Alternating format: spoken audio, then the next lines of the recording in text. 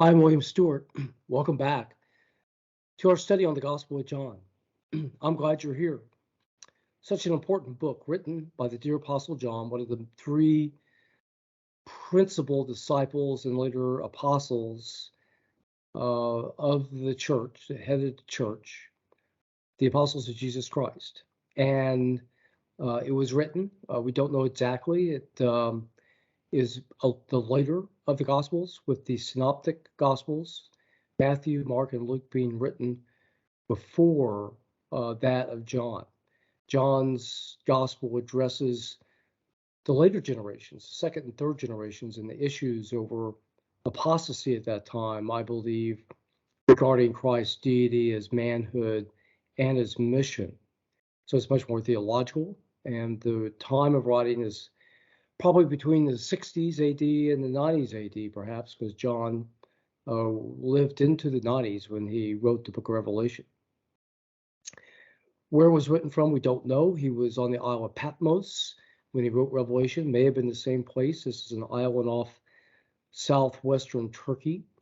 He could have written it probably to a general audience, yet we don't know the targeted audience either, and besides second generation Christians.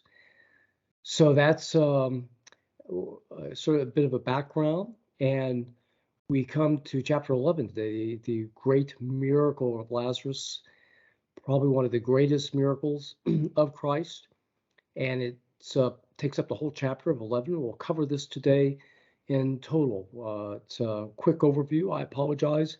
Excuse me.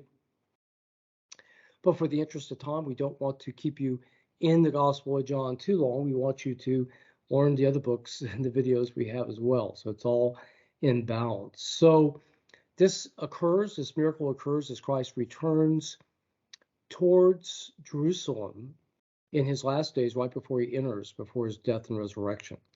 And Lazarus and Mary and Martha, who knew him, were all in Bethany, just outside of Jerusalem. And he heard that Lazarus was sick, and he said, well, in verse 4, it's not a sickness unto death. Now, apparently, he had already died. So I think what it means here that Christ knew he was going to resurrect him to the glory of God, as it says in the verse. The disciples, so he goes, let's go see Lazarus. And the disciples said, no, they've already tried to stone you. What are you doing? And he simply says, our friend Lazarus sleepeth, meaning that he's probably sleeping unto death, as this sort of usage, which sort of lightens the impact of saying somebody had died. It was used often in the Bible. And let's go wake him out of his sleep. Thomas responded in verse 16 in a pretty probably sarcastic manner. Yes, let us go that we may die with him. So not believing that Christ could raise him and thinking he was placing everybody in danger. So it shows Thomas's doubting, as he was known for doubting Thomas, and really probably all the disciples doubted, especially after Christ resurrected, more than likely, as they fled from his presence to hide. So Christ goes, and the Jews are comforting Mary and Martha at this time, and first Christ comes to them, and in verse 23 he says, "Your brother will rise again," and Martha responds saying, "Well, I know there's a resurrection at the end," and Christ simply says, "I am the resurrection and the life. He that believeth in me shall not." He who believeth in me, though he were dead, yet shall he live. Really one of the most famous verses in the Bible. And he asked Martha if she believes this. And he goes, "Yes, Lord, I do." So he circumvents her question a little bit, and not saying he's going to resurrect him directly, but sends the message that he is the resurrection. So it's the end of the age, but probably with the implication that he could resurrect him if he wanted. So he goes to um, Lazarus, and he weeps over him. He has pity over him. He feels sad of what he went through and what Mary and Martha have gone through as well. And um, and he states even that he wept, also in a well-known verse in 35. A lot of the Jews who are around who've been trying to comfort Mary and Martha, though some will believe, but they were snide at this point, going, well, if he's the man who could do these miracles, why didn't he keep him from dying like he should keep everybody from dying? Obviously, these people did not understand the purpose of the miracles. This specifically under Christ's resurrection as a foreshadowing, but also showing that he is Messiah as predicted in the Old Testament, that the Messiah to come would do miracles. Next, Jesus does raise Lazarus from the dead. He took away the stone in verse 41, and he prays to the Father, thanking him that he had heard him, and that he hears him always. And because of the people would stand and said that they believe that thou hast sent me. So this whole purpose was to raise Lazarus, was that people would believe. So yes, thanks be to God that Lazarus was resurrected. How wonderful for him and Mary and Martha, but it was for everybody else and their belief. And he told Lazarus to come forth, and he did. So at the end of the passage, this information gets to the Pharisees. They aren't happy.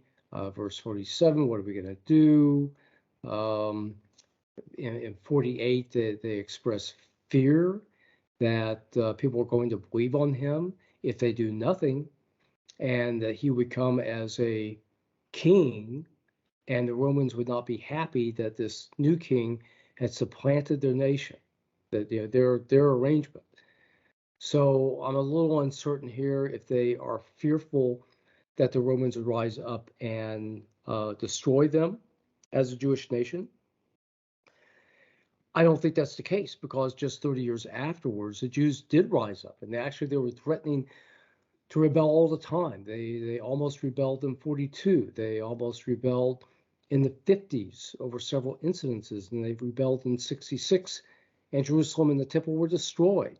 That didn't stop them. They rebelled again in 110, the Kitos Rebellion, and in 134, in the Bar Kokhba Rebellion, which finally put an end to the Jewish rebellions and scattered them, as was predicted in the Old Testament. So I don't think they were afraid of the Romans. I think they were afraid that either Christ or the Romans would disrupt the power and money arrangement they had in Judea and disrupt their lifestyle.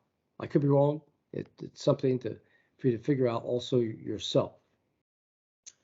So they took counsel then to put Christ to the death, and thus Christ did ultimately leave and go outside of Jerusalem until he came back to Jerusalem for the Passover, and that entry we'll look at in chapter 12 as we come back. So great miracle. What Christ has done is gone to Lazarus and to Mary and Martha. He was sick, he died, he raised him from the dead that people might believe. They didn't seem to respond.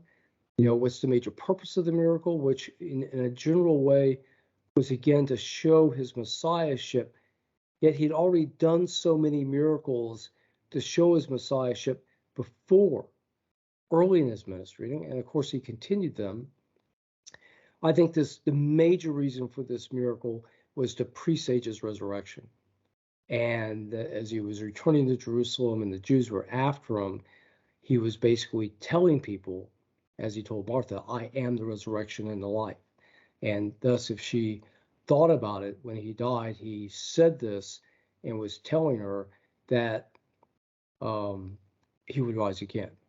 And of course, we realize then that she was at the tomb when Christ did arise. So maybe she did think about that and was there in her belief, perhaps waiting for him and hoping when she came to deal with the body out of her mercy. All right, we'll get into chapter 12 next time. A very exciting chapter. Tells us a lot about Christ and his mission to save our souls. I hope you'll join me then. Goodbye for now.